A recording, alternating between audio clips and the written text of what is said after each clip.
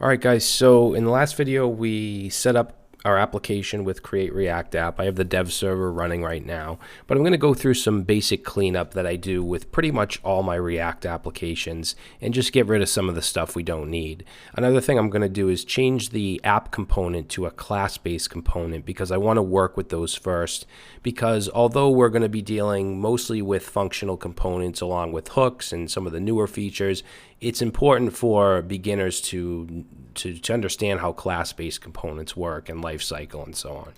All right, so let's jump back in here. And as I delete some of these, our server is going to break just because it's going to be looking for files that aren't there, but we'll fix that as we go along. So there's 4 files in the source folder that I usually get rid of, and that's the service worker. If I'm not doing anything to do with PWAs and cache and stuff like that, I'm going to delete that along with the logo SVG, the index CSS, and the app.test. Okay, we're not going to do any testing here. So let's go ahead and delete those.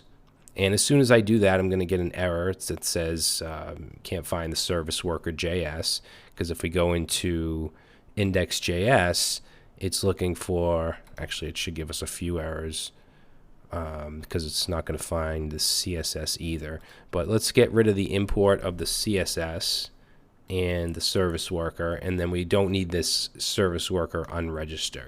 So this cleans up this file quite a bit. I'm going to save that. We're still going to get a warning or an error saying that it can't find logo SVG, because if we go into our main app.js, up at the top, it's trying to look for logo SVG, which no longer exists. I'm going to keep the reference to app CSS. That's our global CSS. And then within the return here of the components, I'm going to get rid of everything inside the main div. Okay, in fact, I'll just put an H1 here, and I'll just say hello from React.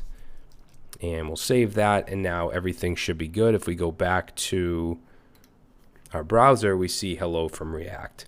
Now, the reason it's centered and all that is because of the global style sheet, which if we look at app CSS, if I get rid of everything and save it, now we don't have any styling.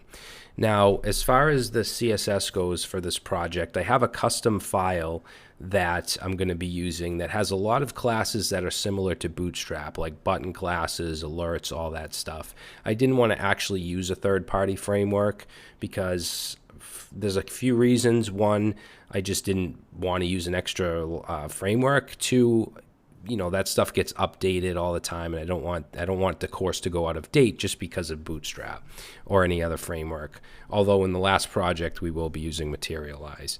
But for this one, I just have an app CSS file that I'm going to include in the project file, so you should be able to find it in this lecture.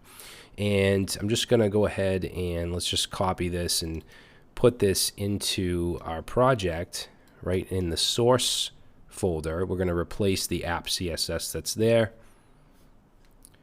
Okay, so we're going to replace that. And now if we go back to our browser, you'll see that there's some style changes. We're using a different font. The margin is gone from the body and so on.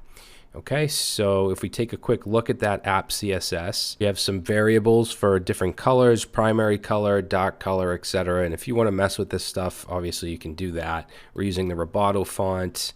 We have a basic reset, just some core styles, and then we have a bunch of utilities like our container, text styles, so for large text, extra large text, different text colors which pertain to those variables above. We have cards, lists, padding, and margin classes. And when I use these classes in the project, I'll explain what they do. We even have some grid stuff, which I don't believe we're going to be using. I'm not sure, I forget. But down here we have like badges, alerts, different colors of buttons and badges and alerts. So pretty similar to Bootstrap in terms of classes. We have some form styling, so form inputs look good. All right, so that's our global CSS.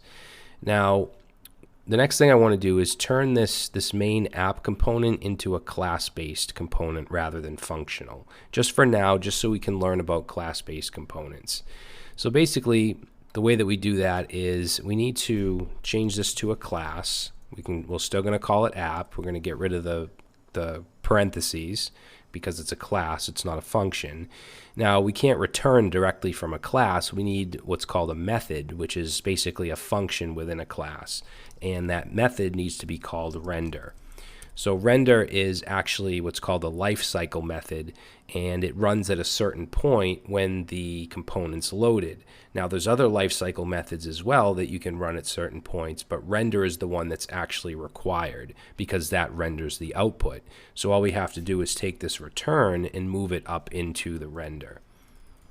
Okay, now just doing this isn't going to work because we have to extend the core React component. So we're going to say extends React dot component, or I should say the React component class, which includes all the lifecycle methods, all that stuff. So if I save this, we should get the same result. Okay, only now we're using a class-based component rather than a functional. And what I'll usually do is take this part off, the React dot, and just bring it in up here. And just bring in component. That way we don't have to say React.component. Okay, so you can see that that works. All right, now in the next video, now that we have our cleanup done here, I just want to go over JSX, which is this right here, which looks almost identical to HTML. I'm going to go over some of the differences. I'm also going to show you what this would look like if we did not use JSX, if we just use regular JavaScript. All right, so I'll see you in the next video.